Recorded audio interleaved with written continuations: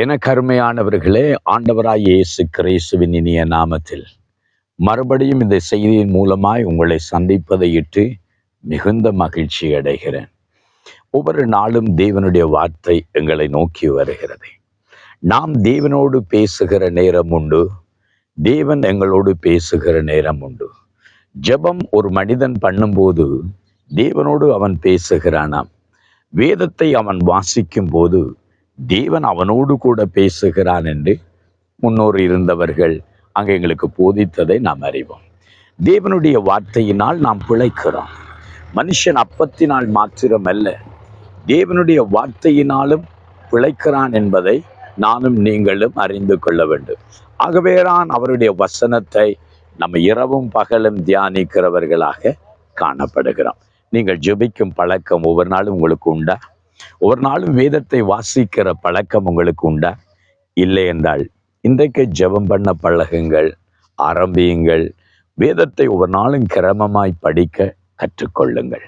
சபையாய் இருக்கிற நாங்கள் இன்றைக்கு தேவனை அறிகிற அறிவிலும் தேவனுக்கு பயப்படுகிற பயத்திலும் வளர வேண்டும். ஆண்டவர் எங்களை ரட்சித்து விட்டார், பரிசுத்த ஆவியானவர் எங்களை நிரப்பி விட்டார், நாங்கள் ஒரு சபைக்கு போகிறோம் என்று சொல்லி நம்முடைய மனசு மாமிசம் விரும்பினபடி வாழக்கூடாது. இன்றைக்கு அநேக நேரங்களிலே சபைகள் இன்றைக்கு சாக்கடைகளாக மாறிக்கொண்டிருக்கிறதை பார்க்கிறோம். சபை என்பது ஒரு கட்டிடத்தை நான் பேசவில்லை. சபை என்கிறதை எக்லீசியா என்ற ஒரு வார்த்தையிலிருந்து சொல்லுவார்கள். ஒரு நோக்கத்தோடு தேவனுக்கென்று பிரித்தெடுக்கப்பட்ட மக்கள் கூட்டம். இந்த உலகத்திலே நாம் இருந்தாலும் உலகத்தார் அல்ல, தேவனுக்கென்று ஒரு ஜனக்கூட்டமாக தேவன் தெரிந்து கொண்டார். அங்கே அப்போஸ்தலர் புஸ்தகம் 9ஆம் அதிகாரம் 31வது வசனத்துல நம்ம வாசிக்கிறோம். அன்றைக்கு வாழ்ந்ததான சமாரியா, கலிலேயா போன்ற தேசங்களில் யூதேயாவில் இருந்த சபைகள் அங்கே சமாதானம் பெற்று பெருகினது, பக்தி விருத்தி அடைந்தது, பரிசுத்த ஆவியினால் நிரப்பப்பட்டது, சபைகள் ஆறுதல் அடைந்து பெருகினது என்று சொல்லி பார்க்கிறோம். இன்றைக்கு சபைகள் பெறுகிறது, ஆனால் ஆத்துமாக்கள் ரட்சிக்கப்படுவது மிக அரிது. ஊழியர்கள் எழும்புகிறார்கள், ஆனால் ஊழியங்கள் வளருவதில்லை. நம்மளை சுற்றிலும் இருக்கிற திருச்சபைகளில இன்றைக்கு ஒரு வறண்டு போன ஆவிக்குரிய நிலைமைகளை பார்க்கிறோம். மேசையை உடைத்து கதிர செய்வதை போல சபைகளை உடைத்து பிரித்து கொண்டு போய் சபைகளை ஆரம்பிக்கிறார்கள். உடன் ஊழியராய் இருந்தவர் தலைமை ஊழியராய் மாறியிருக்கிறாரே தவிர சபை ஊழியங்களில மாற்றங்கள் ஏற்படவில்லை. ஊழியத்தில் ஒரு பெரிய பிரேக் த்ரூ இல்லை. ரட்சிக்கப்படுகிற ஜனங்கள் அன்னிதினமும் சபையில சேர்க்கப்படுகிறதில்லை. சபையை விட்டு சபை ஜனங்கள் மாறிக்கொண்டே இருக்கிறதை பார்க்கிறோம். அதனாலதான் தீத்துவுக்கு ஆண்டவர் அந்த பவுல் அன்றைக்கு எழுதுகிற போது சொன்னார், நீ ஒழுங்கில்லாதவர்களை ஒழுங்குபடுத்து. ஏன்னால் அன்றைக்கு இருந்த தீத்து சபையிலையும் மக்கள் ஒழுங்கற்றவர்களாய் வாழ்ந்தார்கள். சமாதானம் பெற்று சபைக்குள்ளே வாழவில்லை. அநேக சபைகளில குழப்பம், நூதன உபதேசங்களை பார்க்கிறோம். இன்றைக்கு ஒருவர் கிருபையின் உபதேசம், செழிப்பின் உபதேசம், இன்றைக்கு சிரிப்பின் உபதேசம் என்று உபதேசங்களை மாற்றிக்கொள்ளுகிறார்களே தவிர இந்த உபதேசங்கள் சபைகளை பிளவுபடுத்தி பிரிவினைப்படுத்தி விடுகிறதை தவிர உபதேசத்தினாலே ஆண்டவருடைய வார்த்தையை கேட்டு ரட்சிக்கப்படுகிற மக்கள் நாங்கள் என்ன செய்ய வேண்டும் என்று கேட்டது மிக குறைவு.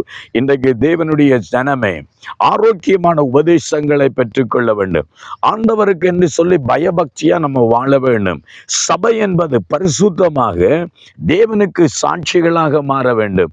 நீங்களும் நானும் ஏதோ சபைக்கு போகிறோம், ஆண்டவரை சேவிக்கிறோம் என்று சொன்ன எண்ணத்தோடு விட்டுவிட்டு ஆண்டவருக்கு என்று சொல்லி எழும்புகிற ஒரு காலம், சுவிசேஷத்துக்கென்று எழும்புகிற காலம். எப்பொழுது சபை அங்கே அமர்ந்து கொள்ள பழகிவிட்டதோ அன்றைக்கு சபைகளில் அழிவு ஏற்பட்டு விட்டது. 1987ஆம் ஆண்டு காலப்பகுதிகளில் சபைக்குள்ள நாங்கள் போன காலங்கள். இப்ப இருக்கிற மாதிரி சபை பெரிய கட்டிடங்கள் இருக்கவில்லை, இன்ஸ்ட்ருமெண்ட்ஸுகள் இருக்கவில்லை. போதகர்கள் பெரிய பட்டப்படிப்பு படித்து ஏதோ அங்கே போதகர் அழைப்பு போதகர் என்கிற அங்கே யாரும் அவர்களுக்கு போதக பட்டம் அளிப்பு கொடுக்கவில்லை. ஆனா சபைக்குள்ள போன ஒரு அக்கினியா இருக்கும், பிசாசுகள் ஓடும், நோய்கள் குணமடையும், ரட்சிக்கப்படுகிற ஜனங்கள் அந்நிதினமும் சபைக்குள்ள சேர்க்கப்பட்டு சபைகள் வளர்ந்து பெருகினது. அந்த நாள் மறுபடியும் வரட்டும். மறுபடியும் ஒரு பெந்தைக்கோஸ்தை அனுபவம் நமக்குள்ள வரட்டும். தேவனிடத்துல கேட்போம், ஆண்டவரே எங்கள் சபைகள் வளரணும், ஊழியங்கள் பெருகணும், ஆத்துமாக ரட்சிக்கப்படணும், அற்புதங்கள் அடையாளங்கள் நடக்கணும் என்று சொல்லி இன்னைக்கு ஆண்டவரிடத்துல ஜெபிப்போமா? இன்னைக்கு நூதன உபதேசங்களை அங்கெங்கும் ஓடி திரிய வேண்டாம். சபைகளை விட்டு சபைகளை தேடிக்கொண்டிருக்க வேண்டாம். சாட்சிகளாய் சபையில நீங்க வாழ்ந்தாலே போதும். உங்கள் கிராமத்துல சாட்சியாய் வாழ்ந்தாலே போதும். அந்த நாட்கள் 1987 கால பகுதியில நம்முடைய சபைகளுக்குள்ள இருந்ததான அந்த மகிமை இன்றைக்கு இருக்குமா இருந்தால் எப்பவோ நம்முடைய கிராமங்கள் பட்டணங்கள் மனம் திரும்பி இருக்கக்கூடும். ஜோமனோமா ஆண்டவரை அன்றைக்கு கலிலேயா, யூதியா, சமாரியால் இந்த சபைகள் ஆண்டவரை பக்தி விருத்தி அடைந்து ஆறுதல் அடைந்து பெருகினதை போல பரிசுத்த ஆவியினுடைய வல்லமை இந்த நாட்களை நம்மேலும் நம்முடைய சபையின் மேல் ஊற்றப்பட வேண்டும் என்று கர்த்தரை நோக்கி ஜெபம் பண்ணுவோமா? எங்களை நேசிக்கிற தகப்பனே, நாங்கள் உம்முடைய தேவ ஜனங்களா ஜெபிக்கிறோம். இன்றைக்கு சபைகள் பிளவுபட்டு பிரிவினைப்பட்டு குழப்பமான நூதன உபதேசங்களை பார்க்கிறோம். தேவனே, இன்றைக்கு சபை சீர்கட்டு போகிறது.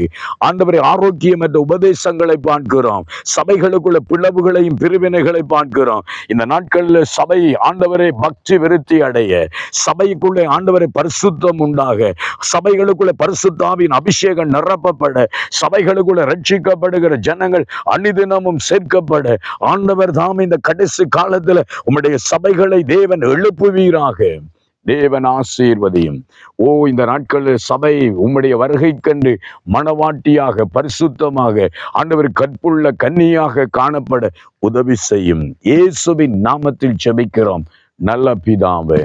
ஆமென், ஆமென், ஆமென். அருமையானவர்களே, மறுபடியும் சபைகள் எழும்புகிற காலம் வந்துவிட்டது. கர்த்தருக்காக எழும்புவோம். கர்த்தர் ஆசீர்வதிப்பார். God bless you.